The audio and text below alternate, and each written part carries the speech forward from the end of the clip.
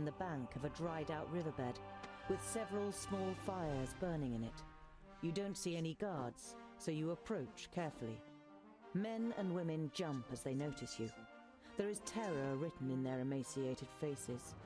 When a little girl screams and runs away from you, the whole camp is alerted, and a group of men and women step out of the cave. Is that them? Your benefactors? Tavia, who came out of the cave next to the man, nods. You've led them straight here. Who are you? The man resembles Tavia.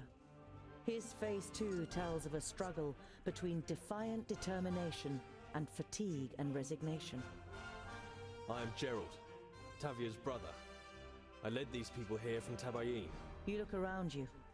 You guess there are about 10 families, less than 50 people. Half of them are children and youths.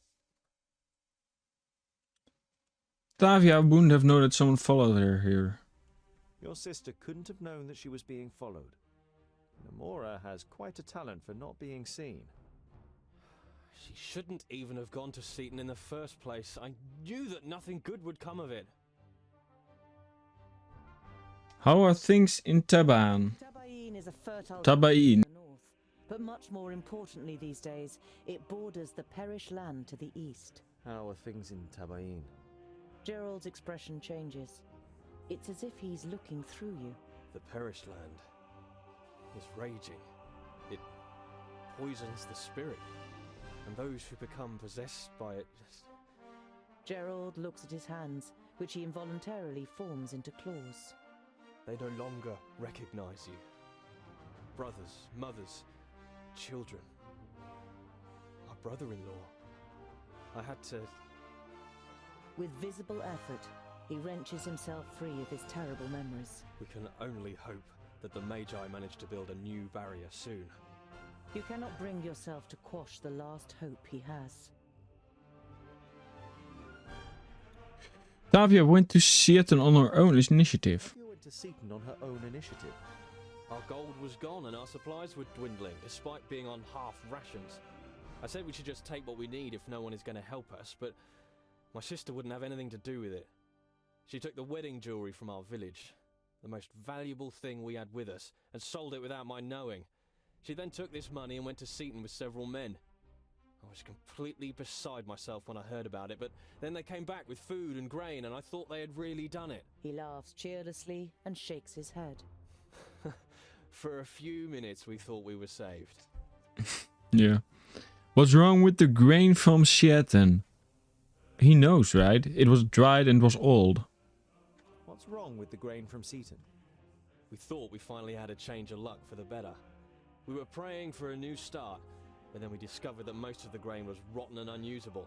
They'd been ripped off by the bloody steward. We all got together and discussed what was to be done. The majority was in favour of going to Seaton and taking what was due, at any price. The next morning, Tavia disappeared. It was clear to me that she had returned to Seaton. We were going to give her a couple of days, and in the meantime, we prepared for our attack. We needed weapons, and we needed a plan. I am here to retrieve the supplies and the grain. I mean, I'm not really. I don't want to. But I guess I have to. The supplies and the grain, where are they? Gerald glances at your companions. The grain is mainly useless. There's only 4 or 5 usable sacks. We shared out the supplies and that'll keep us going for the next few weeks. Give me the grain as the supplies you have stolen. You can keep the grain, but give the supplies if you at least bring the grain back to Shin and may pacify the farmers. Keep the grain and supplies, you need them. I think I'm not interested in the grain. the second, I chose the second. So the grain they can keep. To us without the supplies, we'd starve before the grain has a chance to grow.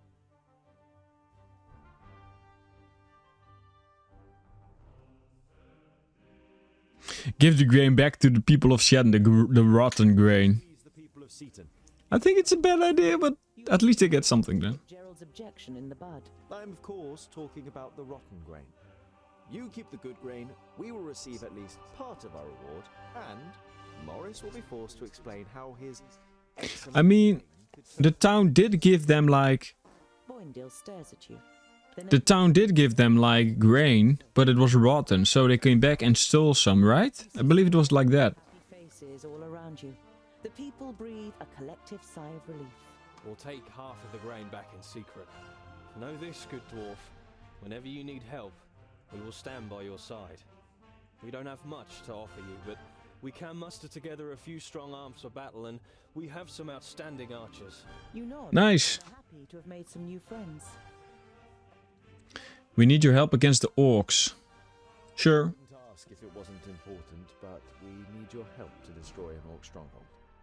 Gerald nods. We're in your debt. We'll send our 5 best archers. So long, my friend. Cool. Thank you. Yeah, I mean... Oh, wait. I have no idea where to go now, but I think we'll just go ahead and try and take the stronghold. Pretty sadly, it's such a sad life story. Hopefully Tungla can save the rest. Hopefully. Oh, Paul Brook, they talked about that, no? Your path leads you to a small fishing I village. think they did. on the banks of Lake Ontario. The villagers are busy and don't pay you much attention, apart from a fisherman on a boat who nods at you before returning to his nets. You can just about make out a jetty on the other side of the lake. What's a jetty? Excuse me, my name is Tungdil. What's a jetty? Cross to the other side. The fisherman looks across the lake to the jetty on the other side before turning back to you. Oh, you're polite. I like that. Samuel is my name. I'll ferry you across for 10 provisions or 20 gold, whichever you prefer.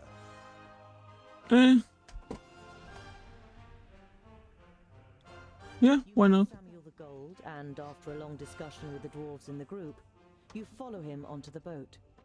The dwarves literally leap out of the boat as soon as you reach dry land. We could have died. I hope it was worth Take everything and eat it. What?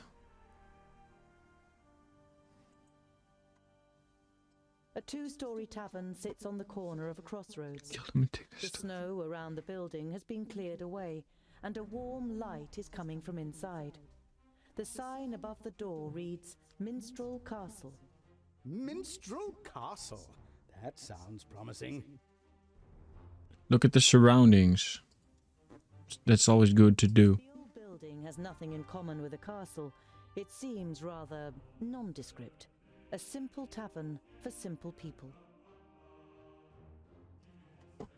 Sounds like something for me. Finally, time for ale. My throat is completely parched. As much as I hate agreeing with you, I too can hardly wait. You enter the tavern with Bavragor and Boindale in front. On first impression, the interior is as inconspicuous as the outside. But when you take a closer look, you spot a couple of paintings of minstrels in front of a castle, a small stage that, judging by the dust, is only very rarely used, and a lute hanging on the wall behind the bar. There are not very many guests on the ground floor, perhaps a dozen, and most of them belong to a group of mercenaries who have retreated into the far corner. You sit at a table, and after a while you are brought the ale that Boindale has ordered. Go to the bar, talk to the landlady, talk to the armed group of humans. I think the first one. You go to the bar where the landlady is working and sit on a stool. The landlady, a stout, middle-aged woman with long hair tied in a ponytail, looks up briefly but says nothing. Castle, that's a pretty name. Show me what you have to offer. Say, why is the tavern called Minstrel Castle? Let's flatter. It doesn't look much like a castle. Oh, you don't know the legend, dwarf. Oh, don't know the legend, dwarf. Your question. There was a castle here once. No one knows its name anymore, so everyone just calls it Minstrel Castle. Once upon a time, a king lived in that castle. He had many subjects and an enchanting queen. But one day a young minstrel came along and sang of wonderful far-off lands, and the subjects began to complain about their own lives. So the king sent for the singer to hear for himself. He came and sang a wonderful love song, and the king began to be scared. He thought that the minstrel wanted to steal away his queen. Without flinching, he drew his sword and struck the boy down. His father heard of this. He was himself a singer. And so he went to the king and played a terrible song, a curse. The king was to vanish in silence, and no one was to remember his name. And that's what happened. No one remembers the name of the king or his castle. Make of it what you will. The story's certainly well known enough in the area to give Arin its name. I don't like that story. Okay. Trader's items. The hero deals more damage for a while. Increase the damage of auto attacks by 100%. I need this. Can I take more? No, that's just one. I thought so. The hero receives less damage for a while. Drinking it heals a lot of health points. The hero deals more damage for a while. When damage is received, there is a 50% reducing the damage by 80%. That's very good. Automatically heals injuries during journeys, if available. How much do I have? I have provisions, right? I have a lot of provisions, but I'm not sure how many. So just take all and take this as well. I have a lot of gold anyway, so why not just take... Wait, I don't have any provisions.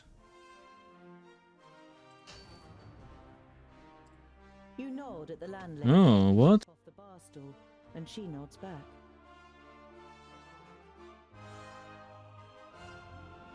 Good day, gentlemen. Talk to the group. Get lost, Groundling. Be quiet! The good dwarf may want to make use of our services if you stop insulting him. The mercenary immediately becomes sheepish and concentrates on his tankard of beer. My name is Gurnham, the leader of this troop. Pleased to meet you, Mr. Gurnham. I am Tungdil Goldhand. I actually do wish to inquire after your services against an orc camp in the west. The leader of the mercenaries looks at you, trying to size you up. You and your companions look as though you know how to handle your weapons. Must be a damn big orc camp. Otherwise, Welcome back, Ivan. ask for your help. So, are you in? Why not? 500 gold coins for me and 9 of my men in advance. You go back to the mercenaries. They look up briefly before turning back to their drinks. So, I'm not gonna do that. That's half of my gold at the moment. That were Dario, I think Namora. You send Namora to try and haggle down That's the best. price of the mercenaries. Or maybe she is... The orcs. Hey guys, we need your help with a couple of orcs. Name your price. The men look up, and as they see who is standing in front of them, their faces brighten. We wouldn't take money from Nah. you, sweetheart. I'm sure you can show your appreciation in other ways. Okay. Namora says nothing. She stares into the man's eyes, and he falls silent. He seems to shrink and to have lost the capacity to talk.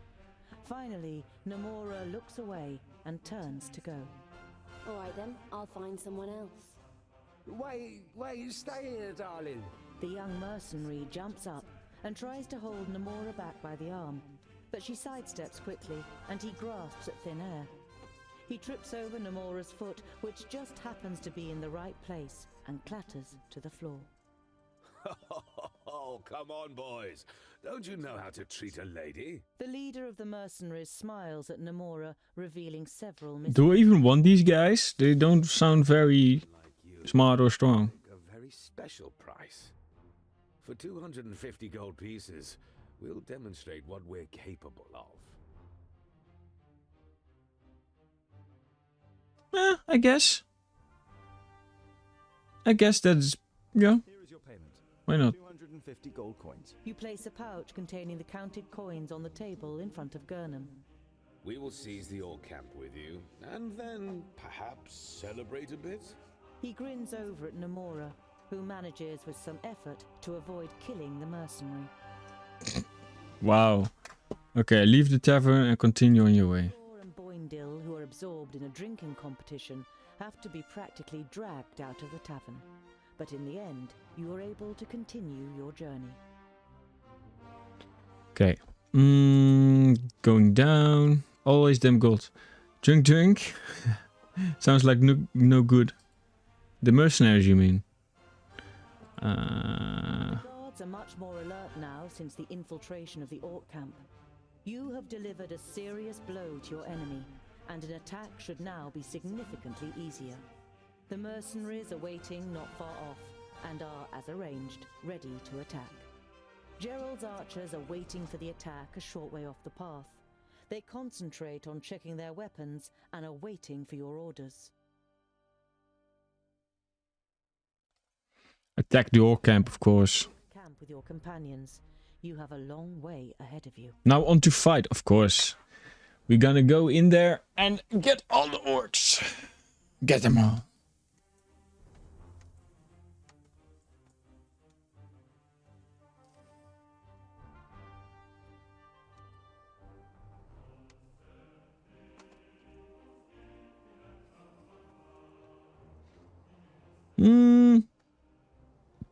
Okay, who do I want to take in this fight? I think I will take her this time. Like and subscribe for more.